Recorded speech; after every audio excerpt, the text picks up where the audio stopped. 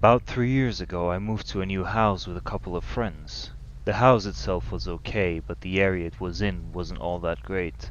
Through my time there, it was quite normal to see people in horrible shape due to drug abuse and fighting with other people.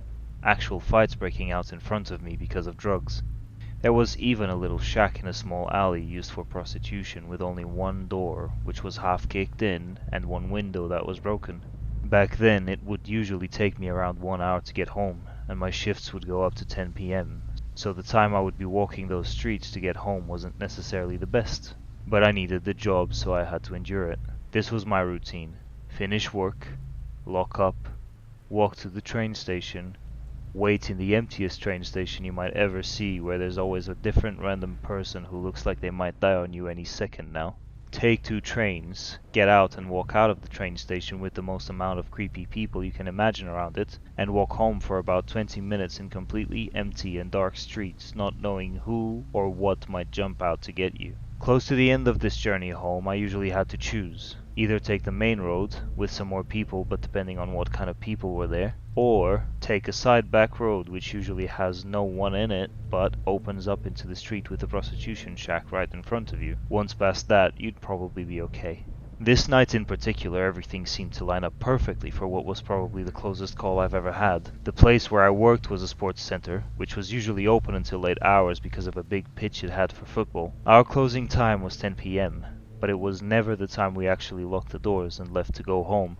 That day though, not only were we late because of the people who refused to stop playing football and leave, but there was also a fault with the alarm that caused us to spend half an hour longer in closing. Apparently, everyone else knew about the fault, but we didn't, and so we spent ages going in and out of the site trying to reset the alarm because it wouldn't stop going off. When we finally decided to leave it, the walk home was even lonelier. The train stations were empty as usual, there were even less people on the street, and the ones I saw looked even worse than at any other time. When I got to the main road leading to our house though, it was completely full of people. Everyone smoking and talking in groups of 10 or more, riding bikes around. They had taken over the street. At this I decided to take the side back path and avoid the huge crowd. I went around, went into the alley of houses leading to the path, and that's when I froze in place for a second. From where I was standing I could see the path from one end to the other, and in the middle of it this skeleton skinny lady of the night who was being pinned against the wall by 4 guys. I could tell they weren't forcing her or anything like that. She was doing that as willfully as these guys. But the whole scene looked like something you could call the police on. You could clearly see they were using and probably planning to move the party to the prostitution shack half a street away. My decision then was go back to the main street where there were about 100 intoxicated people, or try to walk past this scene without being noticed and hope it goes okay. Since I was already there and both of the options seemed bad, I decided to just keep going. I walked up to the mouth of the path, took about 50 deep breaths while walking and tried to be as silent as possible while these guys pinned her against the wall. When I was walking past and just starting to get away from this, I started hearing footsteps behind me. I looked over my shoulder and that's when I noticed one of the guys was starting to walk my way, while the others were just starting to notice this. I started walking faster and so did they. Even with my backpack on I could be fast, so I tried to control my heart rate and my sweaty hands while getting to the end of the path and hearing their footsteps coming closer. And as soon as I turned the corner, I took off running. 2 seconds later I heard their footsteps turned from walking to running and started hearing them cussing at me. I didn't stop until I saw the door to our building, especially because knife crime in this area is through the roof. I was sure that if I was caught, I would either end up in the hospital or dead.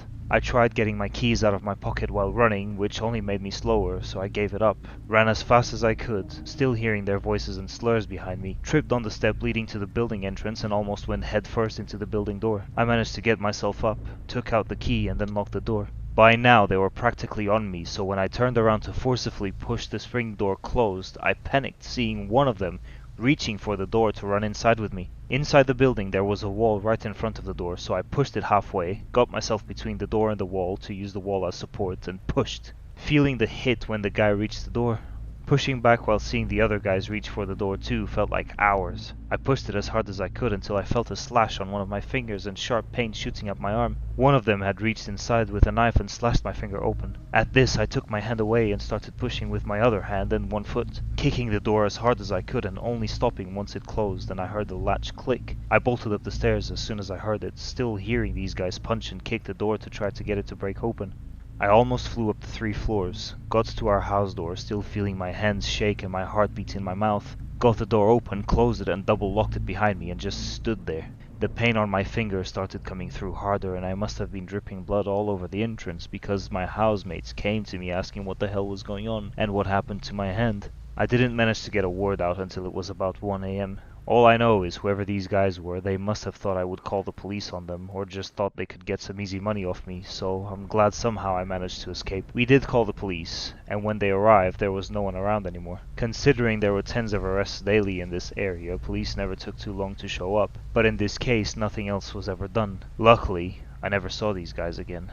And not long after that I was moved to another site within the company I worked in, which closed 1 hour earlier and was never too hard to lock up. I stopped coming home so late at night every day, and when I did, I would just take the main road. I still have the scar on my finger though, so whoever these guys were, let's never meet again.